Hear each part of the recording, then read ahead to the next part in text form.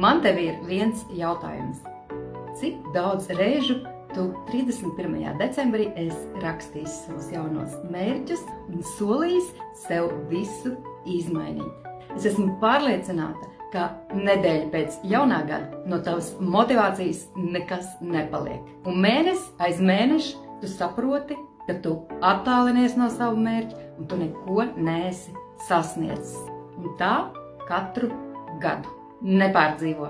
Tas ir normāli. Tev vienkārši nebija pareizas tehnoloģijas, kā mainīt savu dzīvi un kā iet uz savu mērķi. Visticamāk, tev arī nebija skolotāji, kas tev virzītu. Man tev ir ļoti labi jaunumi un arī dāvana.